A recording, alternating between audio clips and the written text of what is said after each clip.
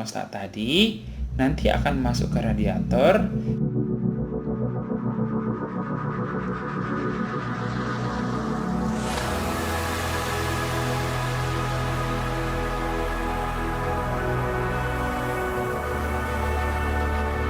Halo, jumpa lagi bersama saya.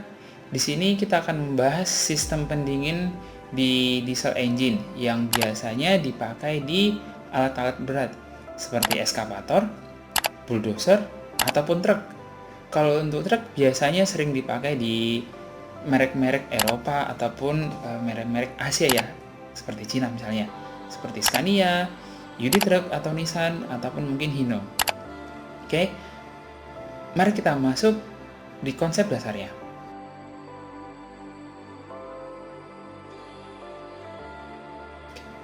Jadi, konsep dasar sistem pendingin itu adalah menjaga suhu kerja dari engine tersebut. Jadi tidak terlalu rendah, tidak terlalu tinggi juga. Nah, di beberapa brands ada yang mengatakan menjaga suhu kerja itu di antara 70 derajat hingga 90 derajat. Ada juga yang mengatakan di antara 80 hingga 100 derajat Celcius. Tergantung dari brandnya sendiri. Seperti itu. Oke, kita lihat salah satu sistem pendingin di brand yang ini. Nah, di sini kita lihat bahwa sistem pendingin menggunakan coolant untuk mendinginkan engine tersebut.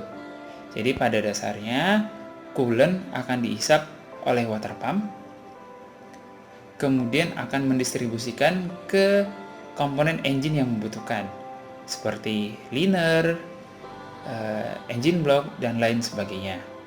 Termasuk juga oil cooler, di mana oil cooler di sini untuk mendinginkan oil engine.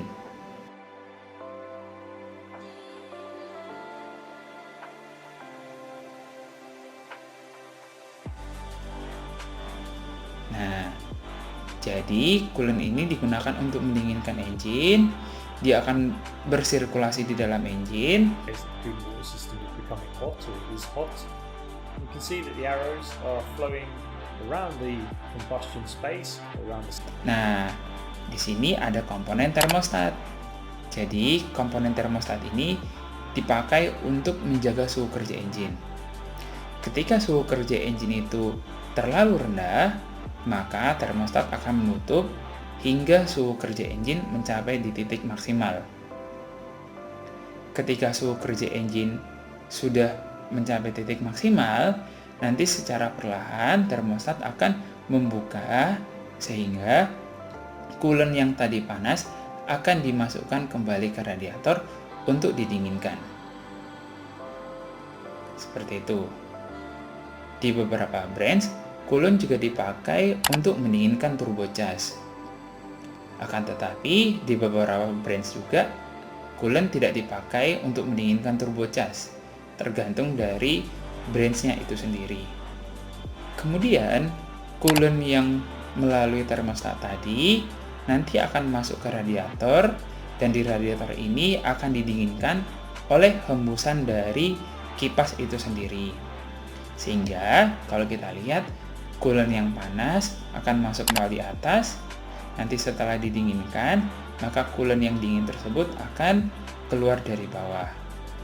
Jadi jika ingin membedakan coolant yang panas dan dingin itu, kita lihat perbedaan suhu dari inputnya radiator dan di bawahnya radiator. Oke, kemudian kita masuk ke pembahasan coolant. Jadi di beberapa brands atau mungkin di brand saat ini ya, coolant yang dimaksud di sini adalah sejenis fluida. But the minute that you add water, it becomes coolant. It's not coolant until it has been diluted.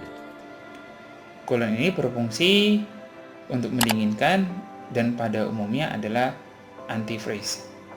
Oke, itu saja yang bisa saya sampaikan. Sampai ketemu di lain waktu.